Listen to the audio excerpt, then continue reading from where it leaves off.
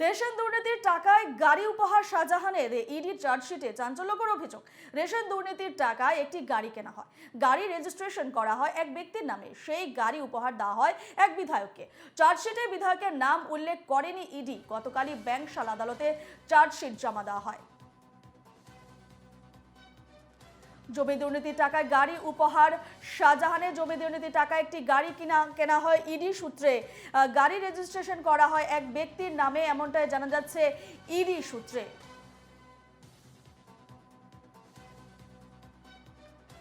Ration দুর্নীতির টাকা গাড়ি উপহার শাহজাহানের, এমনটাই উঠছে প্রশ্ন।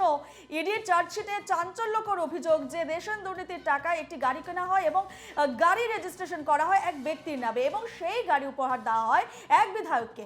চার্জশিটে বিধায়কের নাম উল্লেখ করেনি ইডি, তবে গতকালই ব্যাংকশাল আদালতে চার্জশিট জমা দেয় ইডি।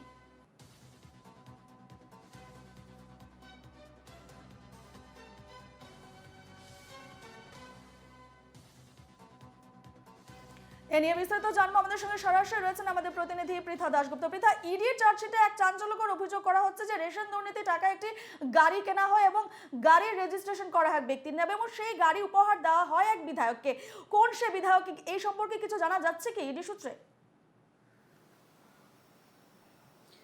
দেখো, মে মাসের শেষেরই কিন্তু শেখ শাহজাহানের যে চার্জশিট, সেই চার্জশিট পেশ করে ইডির তদন্তকারী আধিকারিকরা এবং সেই চার্জশিটে যেটা বিস্ফোরক দাবি করা হয়েছে বলে সূত্র মারফত খবর পাওয়া যাচ্ছে যে জমি দখলের যে টাকা, যে বেআইনি যে টাকা, সেই টাকা দিয়ে কিন্তু একটি গাড়ি কেনা হয় এবং এই গাড়িটি কিনে উপহার দেওয়া হয় এক বিধায়ককে। শুধুমাত্র এটা নয়, আরও যেটা খবর পাওয়া যাচ্ছে যে এই যে গাড়ি কেনা হয়েছিল, এই গাড়িটা পুরোটাই ক্যাশ টাকায় কেনা হয়েছিল এবং যিনি এই যে গাড়িটি যার নামে কেনা হয়েছিল তিনি এক ব্যক্তি এবং অবশ্যই সেটা থার্ড পার্টি। যেটা ইডির তদন্তকারী আধিকারিক তারা জানার চেষ্টা করছেন যে এই ব্যক্তিকে, অর্থাৎ কার নামে গাড়ি কেনা হয়েছিল। সেক্ষেত্রে ইডির তদন্তকারী আধিকারিকরা এই গাড়িটির নাম্বার প্লেট ধরে জিজ্ঞাসাবাদ যে কার নামে রেজিস্ট্রেশন হয়েছিল। ইতিমধ্যে প্রাথমিকভাবে জানা গেছে এক ব্যক্তি, যিনি থার্ড পার্টি, এবং এই গাড়ির যে দোকানদার ছিলেন, যিনি ম্যানেজার ছিলেন, তাকে, সেটাও সূত্র মারফত জানা যাচ্ছে, তাকে চাপ দেওয়া হয়েছিল যে পুরো গাড়িটা কেনা হবে ক্যাশ টাকায় এবং তাকে ক্যাশ টাকা নিতে হবে। শুধু তাই নয়, যিনি গাড়ি কেনেন, যেটা নিয়ম, তার যে ডকুমেন্টস, সেই ডকুমেন্টস নিয়ে দোকানে যেতে হয়। এক্ষেত্রে যেটা অভিযোগ উঠছে, যেহেতু থার্ড পার্টি, তার যে আধার, তার যে প্যান, তার যে যাবতীয় ডকুমেন্টস, সেই ডকুমেন্টস নিতেও চাপ দেওয়া হয়েছিল সেই বিক্রেতাকে। ফলত স্বাভাবিকভাবেই একটা বিস্ফোরক দাবি করছে ইডির তদন্তকারী আধিকারিকরা। এই মুহূর্তে যেটা জানা যাচ্ছে যে জমি দখলের যে টাকা, সেই টাকা দিয়েই কিন্তু এই গাড়ি, এবং এই গাড়ি শুধু নয়, 60টি গাড়ি কেনা হয়েছিল, যার মধ্যে একটি গাড়ি উপহার দেওয়া হয়েছিল বিধায়ককে। কেন উপহার দেওয়া হয়েছিল?